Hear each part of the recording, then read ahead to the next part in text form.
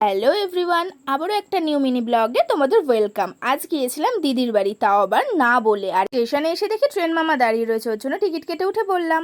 তারপর এত সুন্দর প্রাকৃতিক দৃশ্য দেখতে দেখতে বনগা পেরিয়ে চলে আসলাম আজকের আমার গন্তব্যস্থল হাবড়াতে।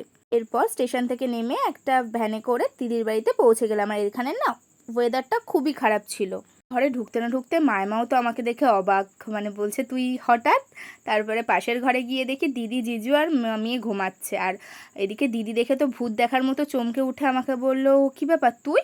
মানে সবাই অবাক হয়ে গেছিলো আর কি। আর এদিকে মেয়ে তো উঠছিল না, মেয়েকে একটু পায়ে শুশুরে দিচ্ছিলাম, ও কিছুতেই উঠছিল না। আর ওদিকে জিজু আমাকে দেখে মানে সবাই অবাক হয়ে গেছিলো। যেমনি মেয়েকে বললাম যে মামা বিরিয়ানি এনেছি, তখনই দেখো একদম মানে তিরিং মেরে উঠে বললো আর কি।